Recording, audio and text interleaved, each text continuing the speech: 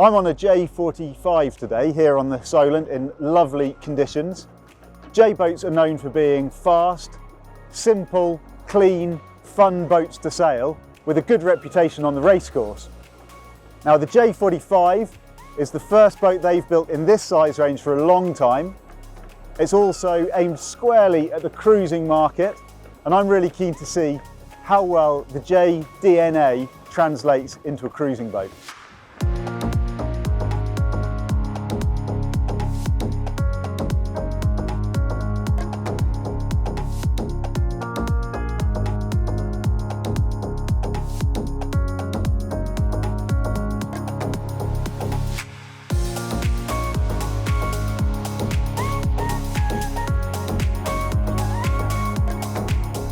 Well, we've had a bit of a sail now, and I'm helming us back upwind after we've had the code 0 up.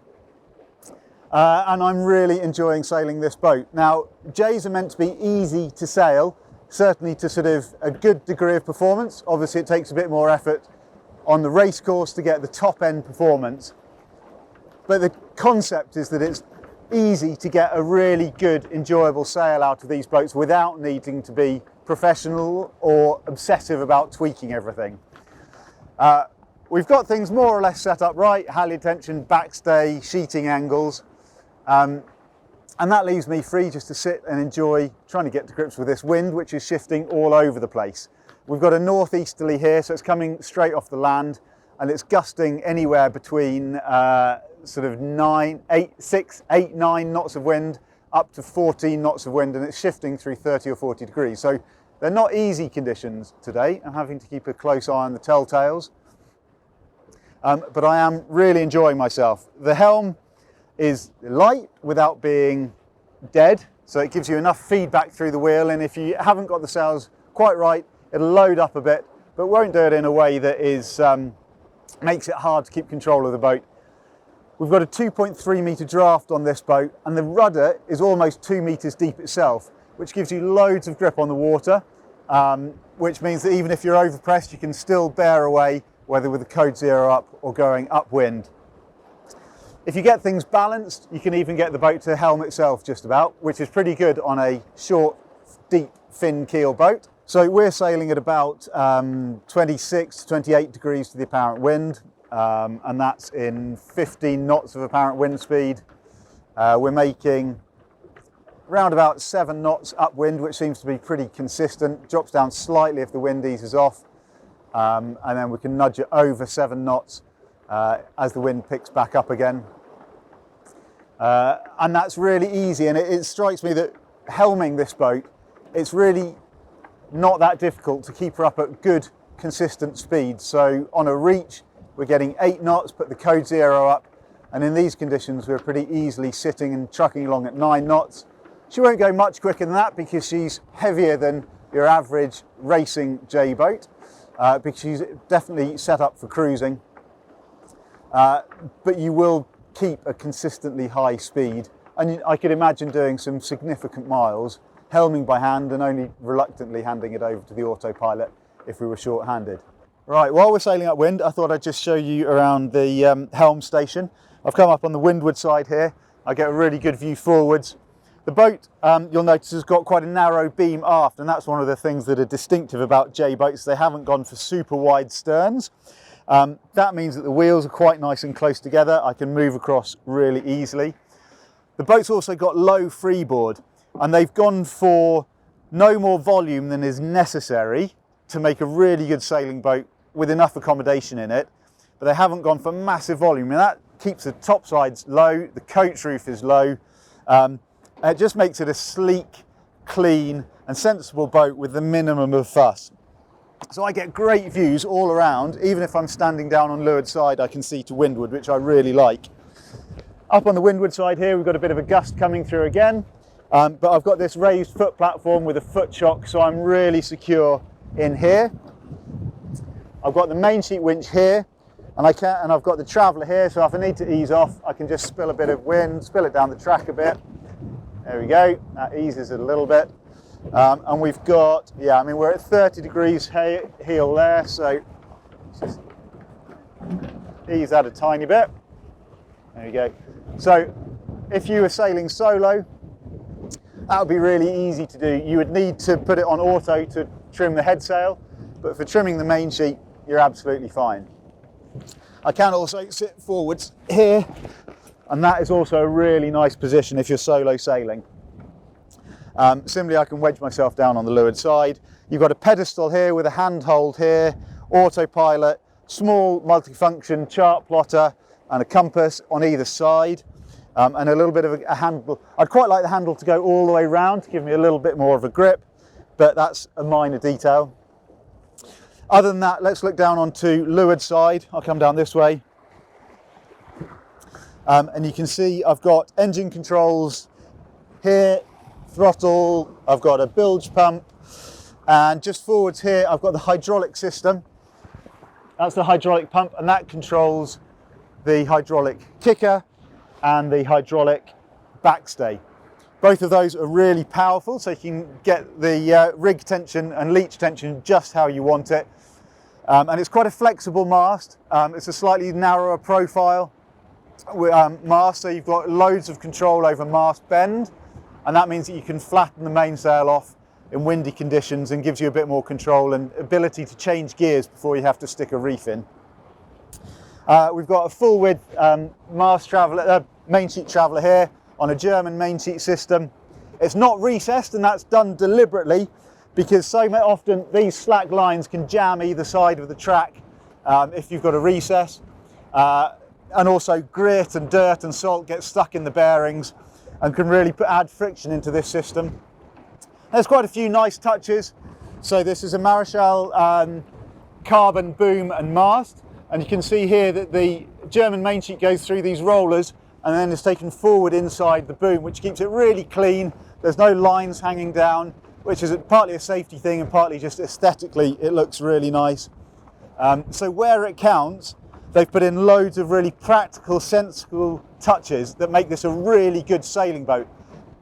It's simple, but it's by no means minimalist. You've got handholds everywhere you need them. And what we'll do is in a second is we'll put a tack in and then I'll hand over to Fred, who's here from J Composites Yard in France, where they build these boats. And then I'll show you around the forward end of the cockpit. One of the things about J boats is that they're designed to have really good light airs performance, so that even if the wind drops down to 5 knots, you'll be still having a few knots of boat speed, which means that you don't need to stick the engine on as soon as you go below 12, 10 knots, which quite a lot of cruising boats do. And that's where the sort of the performance aspect of this boat comes in. That's not to say it's not good in stronger winds as well, and actually the J45 as standard comes with a removable inner forestay to set a staysail off. Because we've got really nice one-piece laminate sails on here, you don't really want to be sailing with them furled up. It's going to ruin the shape, it's not good for the sails, and it doesn't help the performance. So you either have the jib basically all the way out, or you furl it away, and then you can put your staysail on with a furling staysail with really good luff tension, and then that'll get you through 30, 35, 40 knot winds, whatever. So it's a proper cruising boat that you can handle in really strong winds, but it's got a big enough rig and sail area that she'll go well in light airs as well. So one of the first things you notice coming on board is you've got really clean, simple lines, which I love. It's relatively low coaming. It's got enough back support, it's not very high, but there's a lip there to keep water out of the cockpit, and it's just really, it looks really clean. The boat isn't massively wide, and they haven't carried the beam all the way aft, as is the modern trend, which means this boat goes well to windward. It also means the cockpit is quite a sensible width. You've got this really big solid table here in the middle with a foot chock along the bottom of it, and the stainless grab handle all the way around. Another practical detail that's really nice. That's got stowage in the middle of it. If you're going to be racing, which this boat could do, it's just got 4 screws for each leg, and that comes out, and they're fully encapsulated bolts, so you're not going to get water below through those fittings.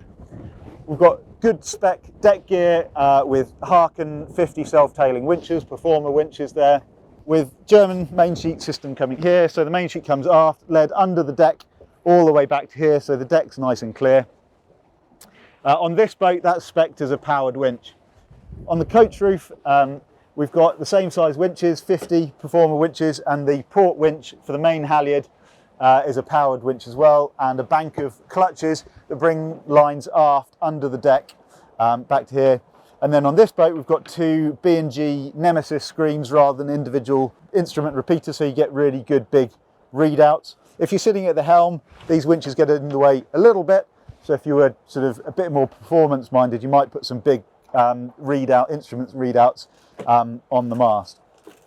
We've got the spray hood up today because this is very much a cruising boat and it's all about comfort and keeping the wind off.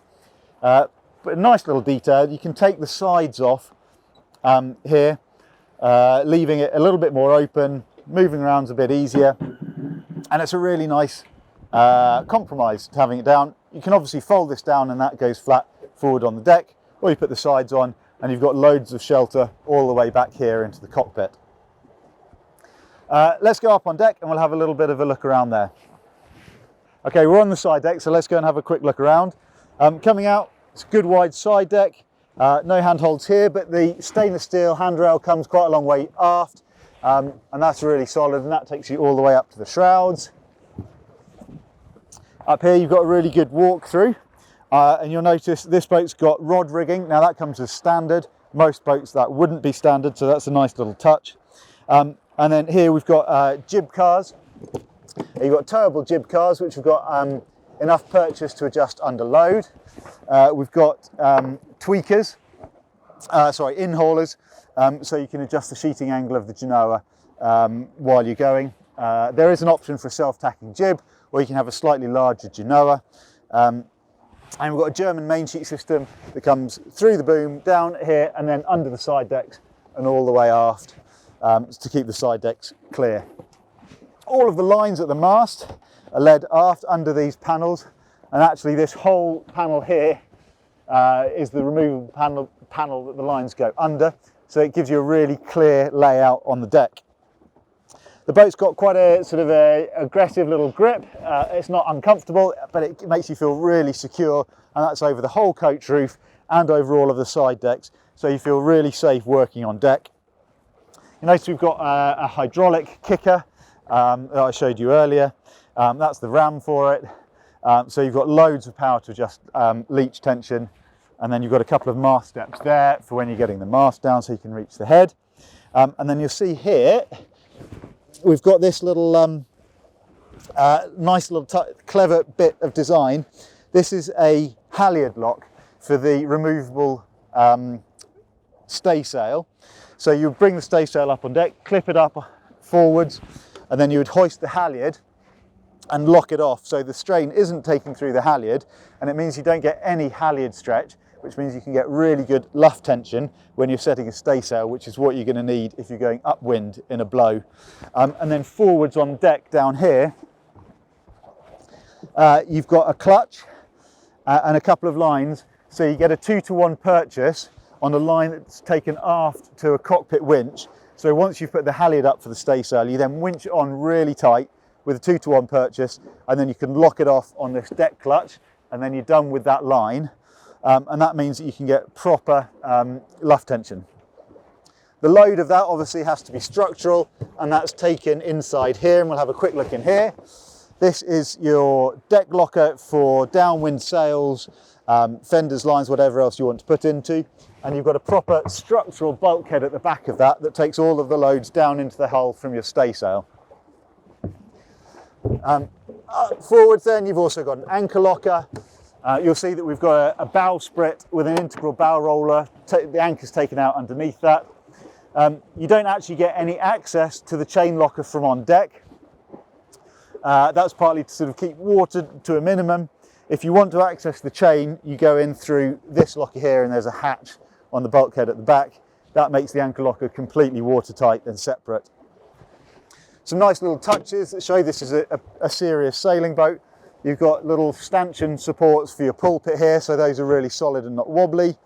And you've got pop-up deck cleats, so those go down and you don't get any lines caught on them. So it's simple, clean, but a really practical layout. Right, so that's your bow locker. While we're on deck stowage, let me just show you the deck stowage in the cockpit. Right, in the stern we've got a lazarette. which I'll just open. And this is a really good big locker. We'll take the fenders out when we get into harbour and you can have a look. And you've got access to the steering quadrant, autopilot, and loads of stowage in there that you can usefully shove either loads of fenders or your dinghy and that kind of thing. And that's got a good big hatch to open it. On port side, this is a really neat solution. So you've got a cabin below here. So you've got a cockpit sole depth locker, and it's designated for the life raft. So rather than having a lip that comes all the way up to the top, the hatch goes all the way down to the cockpit sole. So when I undo that, you can see that I've got the life raft in a valise case here, and I don't have to lift it up and out. I can just drag it straight to the stern. So that's a really neat little design touch that I like. On starboard side, we've got a cockpit sole depth locker. It's not huge, but you've got space for lines and things, and that actually extends all the way outboard, so you can put some quite big things in, and it extends aft under the cockpit coaming here, just under Fred, so you can put all your boat hooks and oars and longer objects in there without having to take them below.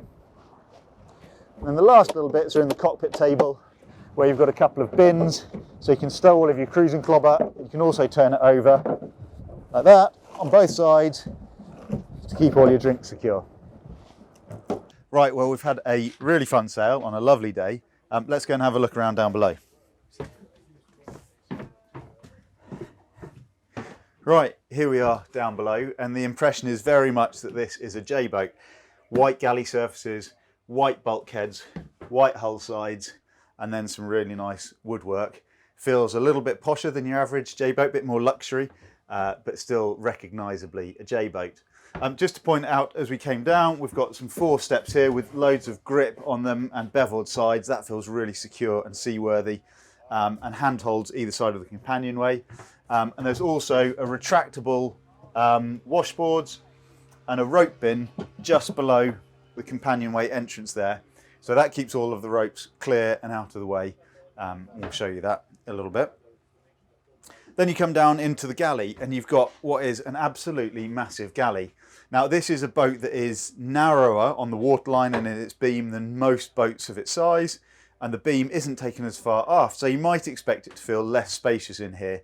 But they've pushed everything right out to the hull sides, and even the choice of the heating system. So this has got a water central heating system on board rather than air central heating, purely for the reason that the ducts are so much smaller. Like a water pipe's tiny where an air duct's quite big, and all of those little details create savings on space, so they can fit more in and make this boat still feel really spacious. I've got 195, 196 centimetres of headroom, so I've got loads of headroom in here. And then the galley, you've got work surface space here, a really nice little pull out for your bin, so you don't have to open a door. So I think that's a really good touch, and that's becoming a bit of a popular thing that you're seeing on more boats these days. A large sink, I'd be tempted to go for a split sink rather than a single sink, then you've got somewhere to drain things. And this absolutely cavernous chest fridge, I mean, you could fit a lot of stuff in there for your cruising, and that's got a freezer compartment as well. So there's enough in there to keep you cruising for quite a long time with a proper crew on board. You've got stowage underneath, pan stowage, drawers, hatches up here. Annoyingly, these hinges, I get why they do them. It's to line up all the tops, but it does take up a fair bit of locker space, but nothing's going to fall out. It's bottom hinged. You've got a microwave in here. So this is a boat that definitely has cruising comforts, water central heating, microwaves. It's got a 3-burner stove. And you've also got, very importantly, a drawer opening fridge in which you can keep the champagne or the gin and tonic. Right, let's go over this way. We've got this is the 3-cabin layout. There's a 2-cabin option. So we've got a port aft cabin there, we've got a starboard aft cabin here, and then we've got a small heads compartment on the starboard side. In there, there's a toilet. It's not huge, so the toilet will get wet if you have a shower, but there's an extendable tap that becomes a shower, and you can shower in there with a draining pan. And then you've got your starboard aft cabin in here. That's all full of sailing kit. It's identical to the one on the other side, so we'll have a look at that in a second. But just to say, if you go for the 2 cabin version, this door swivels here, the door will open into the heads, and all of that space becomes a massive heads compartment. And then to starboard, you've got the chart table, and that would move aft 10, 20 centimetres, something like that. Not a huge amount, but what that does is it gives you more space on the starboard settee berth here. This berth, without the cushion at the end, is 180 centimetres long. So it's just a little bit short for using as a sea berth. If you move the chart table aft with the 2 cabin version, that becomes a proper sea berth. While we're at the chart table, let's have a quick look. There's stowage under the seat and in the drawers here. Perfect for winch handles, that kind of stuff. That's a really solid drawer. And nice little details like the shelving under here. And this is a proper chart table facing forwards. It's covered with leather. It's big enough to keep my leisure folios in. Space for all your little bits and bobs. Safety lines in there. And then I've got more locker space up here that I can put books and things in there. Electrical switching here, which is good. Just touch button. There's little star screws for if you want to open it and attach. For doing that, I'd quite like the ones that are the hinge that you can just pop a button and open them, because then if a fuse goes or something, you haven't got to undo 6 separate screws. However, that's neat and it's out of the way, and all of the black boxes live in there. And there's also space to mount a chart plotter if you want to put one there. So it's forward facing, it's really secure. You'd probably put a bum strap in, although heeling over, you would be able to brace against the galley. So that's a really good layout, and I love having a proper chart table on a boat, especially a forward facing one. Even if you're just doing your emails on your laptop, I think they're great. Right, let's have a look at the port aft cabin. We've had a look at the galley. Oh, I didn't mention this. You've got a really big stainless steel grab rail all around the edge. And I think that's a brilliant touch, because I can come from this handle at the bottom of the companionway onto this, and then above on either side, I've got recessed grab handles, which are, I mean, I could properly swing off those. They're really solid. And then I can move all the way forwards with them.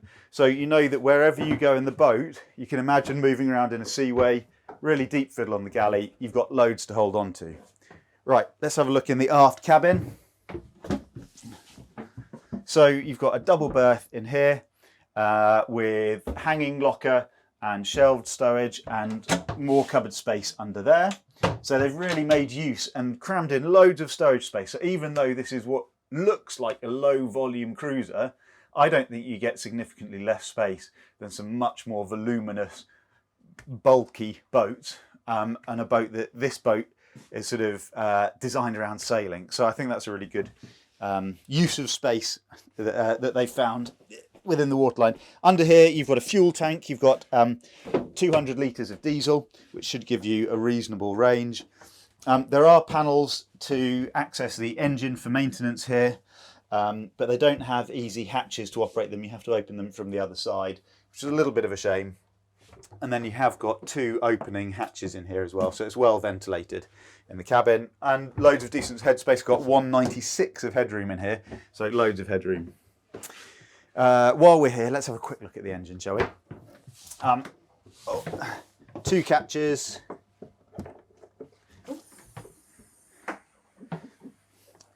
On gas struts, that comes up. A little bit of a duck under, but there's a light that comes on automatically at the back, which is good. You've got start battery. They're all AGM batteries on this boat. So I've got access to alternator belt, oil, water separator, and I think some of the other systems are going to have to access, so fuel filter is accessed from the side there. So you've got access to most things, but it's, you've got to access from the other sides to get access to everything on that one.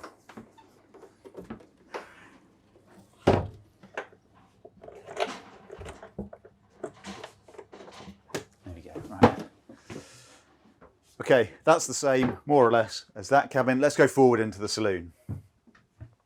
Right, coming into the saloon, we've got a really nice big open space. And for the first time, J-Boat have introduced hull windows. Now, you obviously have to put a little bit more reinforcement in to make the hull stiff around those, but that's a really nice touch. When you're sailing along, you can see under the water, which is quite nice. They're a little bit low if you want to sit and look out. So if I wanted to see the horizon, I have to bend down a little bit, which is a slight shame, but it's only a minor detail, and it is lovely to be able to look out and see your surroundings. All the way forwards, you've got stowage lockers up here. So this boat, they've really put in stowage that is going to make cruising more comfortable. And little things like they've actually put a fiddle around this shelf behind the saloon seating, makes that a useful space that you can put things and they're not going to fall off when you heel. So that's a big tick. Access to some systems and a bit more stowage space behind the seats. There's one of your water pumps for plumbing system. And then underneath me here is all stowage. Unusually for a J boat and a performance cruiser, they've put the water tank up in the forward cabin. That's deliberate because there's a whole load of clobber and kit that comes with cruising that goes into the lockers aft, and that actually balances out the weight by putting the water up forwards. It's better to have the weight central in a boat, but if you're going to put loads of weight at the back for cruising, then you also want something to keep it trimmed down at the front so you don't end up dragging the transom. But underneath here you've got loads of stowage lockers there, so you can, that's full of life jackets and extra kit in there. Nice touch. Space for your wine bottles. I'd quite like a door on there just so your wine bottles can't fall out. And then this fiddle section folds out. If you're going to want to seat more than sort of 4 or 5 people around this table, you're going to need a couple of extra fold out chairs because clearly that doesn't reach to the other side. So I feel like that's a slight oversight of sort of getting slightly more people around the table, but nothing that a folding chair can't sort. On handholds, you've got this. This is a steel bar with a nice leather cover over it at the aft end of the mast. You can hold onto the mast, but that just makes a more useful handhold. So again, as you're moving around the boat, it really works when you're underway. Let's go into the forward cabin. And here I was really surprised at how big and spacious this feels. It feels like a proper cruising cabin. You've got a over 2 metre long berth, and that's about 145 centimetres wide, so that's quite a nice big space. Underneath here, as I said, you've got 350 litres of water split into 2 stainless steel tanks. And then you've got loads of stowage. We've got the lockers by the door. So you've got shelved space, hanging space. And then again, we've got these top opening high level lockers. And that's just really practical. You can fit absolutely loads of kit, clothes, books, all that stuff. You've got a shelf running the full length. And at the head end, you've got your reading lights. There's more stowage under here. Oh no, sorry, that's access to the water system and stowage. Some shelves there, that's not stowage, but there are lockers under here. In short, this is a proper cruising boat with a proper amount of stowage. Clearly, if you're racing it, and you can do that, you're not going to want to have all the lockers full of stuff. But if you're going off cruising, it's nice to know there's somewhere to put everything. And then this is the owner's heads, and you've got a proper sized heads in there. Let's have a look. Loads of headroom. Here you've got a toilet, and then a separate shower stall with, let's open that up, with a door that comes out so that when you have your shower, the rest of the heads compartment doesn't get wet. I think that's a really nice touch, and that's got an opening hatch up here as well. So there we go, that's a whistle stop tour of down below and a test of the new J45. I hope you've enjoyed coming on board with me. Before we move on, let's just run through some of the numbers.